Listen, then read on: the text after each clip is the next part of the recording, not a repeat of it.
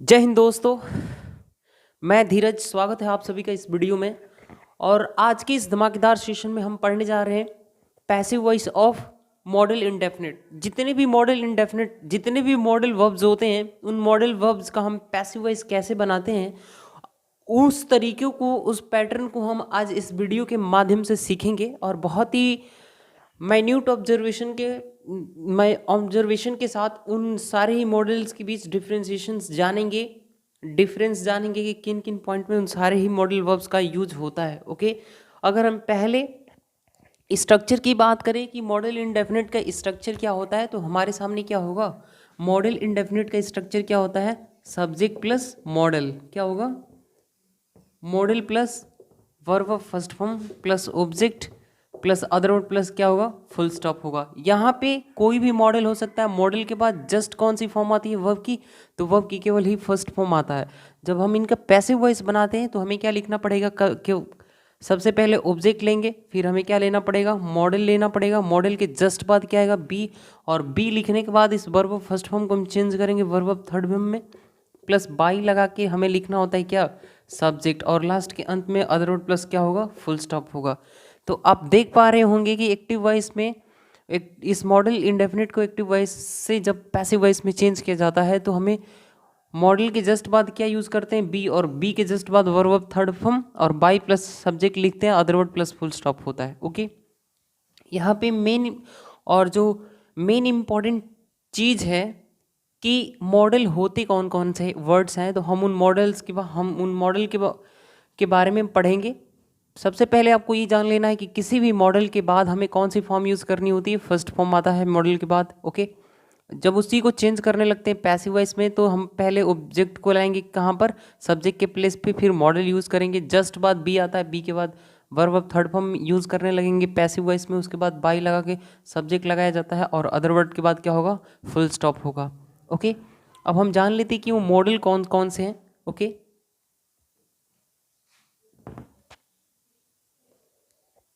तो हमें पहले क्या लिखना होता है? ऑब्जेक्ट। ऑब्जेक्ट के बाद मॉडल और मॉडल के बाद क्या आएगा? बी। फॉर्म्स ऑफ बी नहीं, केवल बी। उसके बाद इस वर्ब ऑफ फर्स्ट फॉर्म को हम किन में चेंज करेंगे? वर्ब ऑफ थर्ड फॉर्म में। बाई लगाने के जस्ट बाद इस सब्जेक्ट को कहाँ पे लाएंगे? प्रीपोजिशन के बाद, यानी कि वो ऑब्जेक्टिव केस में होगा। कौन से केस में होगा? ऑब्जेक्टिव केस में होगा।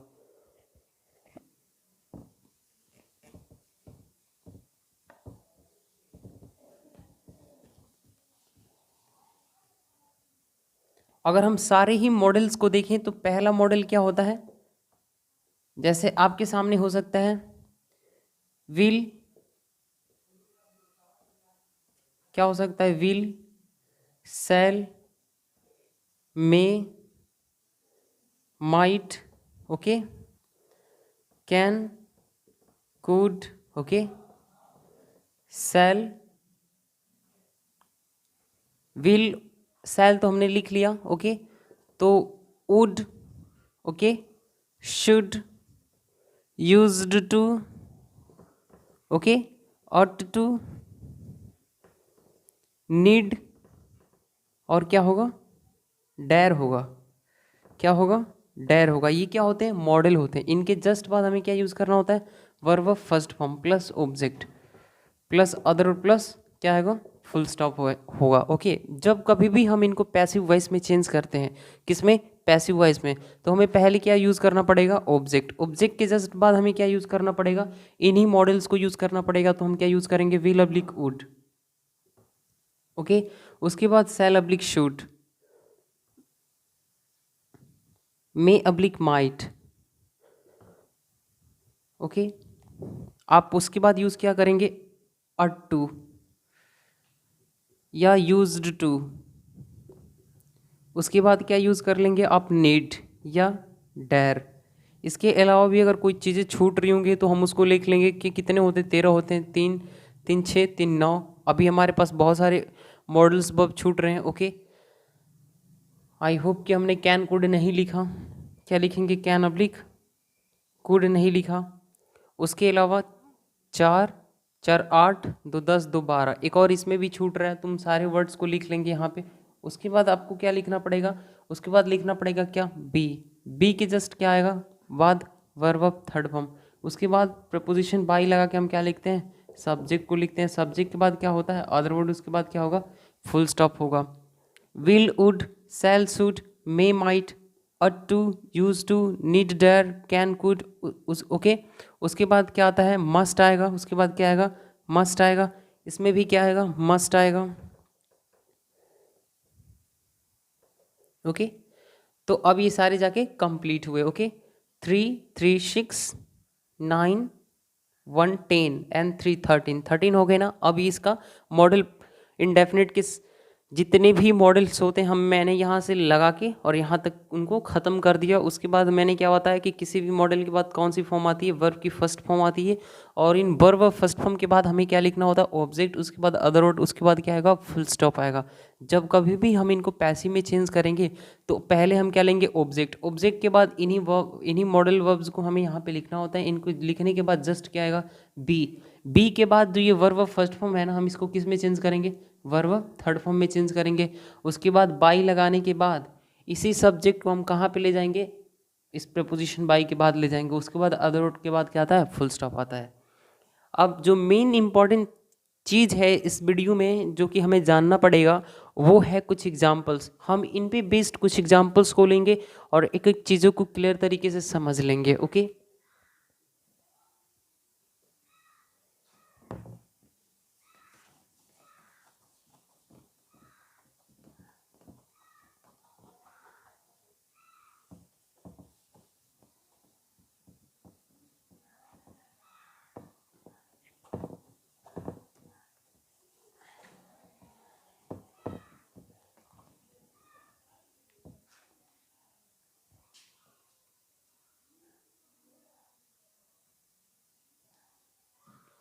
पहला एग्जाम्पल है आई कैन डू इट। बहुत ही सिंपल एग्जाम्पल है, आई कैन डू इट। यानी कि हम पहले क्या लेंगे, ऑब्जेक्ट को लेंगे, यानी कि it can be done, it can be done by me. बहुत इजी क्वेश्चन है। पहले हम ऑब्जेक्ट को लेंगे, उसके बाद कैन मॉडल लगाना, उसके बाद हमें बी लगाना, बी के जस्ट बाद हम इस डू को किस में चेंज करेंगे, वर्ब थर्ड फॉर्म में चेंज करेंगे। बाई लगा के हमें क्या लिखना होगा, ऑब्जेक्ट लिखना होगा। यानी कि बाई के बाद कौन सा केस आता है, ऑब्जेक्टिव केस आता है। कौन सा केस आएगा, ऑब्जेक्टिव केस आएगा। और आई का ऑब्जेक्टिव केस होगा क्या, मी होगा। आई होप स्टूडेंट की बहुत मैं कहूँगा इसको कि बहुत ही इजी क्वेश्चन था। ओके, और आप बहुत ही इजली इसके पैसिव वॉइस को बना पाए होंगे। ओके, अगर ये क्वेश्चन आप बना पा रहे होंगे तो यकीन मानिए कि पैसिव वॉइस को आपने सीख लिया है। ओके, मॉडल के, क्योंकि जितने भी मॉडल होते हैं इसी बेस्ड पे, इसी पर्टिकुलर एग्जाम स्ट्रक्चर पे बनेंगे। जैसे कि I should play game, I should play game और गेम्स। हमारा ऑब्जेक्ट क्या है, गेम्स। हम पहले क्या लिखेंगे, गेम्स। गेम्स के बाद हम हेल्पिंग वर्ब क्या यूज़ करेंगे, शुड के बाद क्या आता है, बी आएगा। और प्ले का थर्ड वर्ब क्या हो जाएगा, प्लेड। तो game should be played by whom, by subject क्या है, आई है, तो इसका ऑब्जेक्टिव केस क्या हो जाएगा, मी। यही तो इसका आंसर होगा। ओके, अगर हम, ये तो सेकेंड एग्जाम्पल था। ओके, अगर हम थर्ड एग्जाम्पल लें, जैसे कि we shall read books, we shall read books. जब हम इसका पैसिव वॉइस बनाएंगे तो क्या होगा, books books will be read, book will be read by whom, by us. आप सोच रहे होंगे कि मैंने यहाँ पे सेल को विल में कैसे चेंज किया।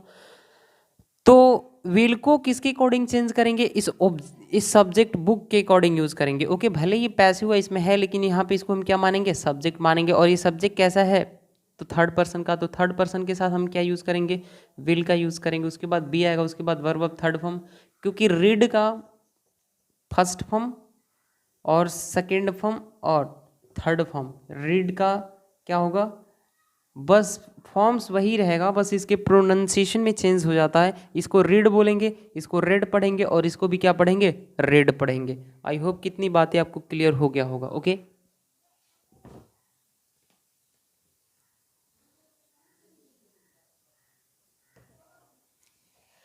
दो तीन मॉडल्स को तो हमने जान लिया। ओके, अब पढ़ते हैं चौथे मॉडल की तरफ आगे बढ़ते हैं।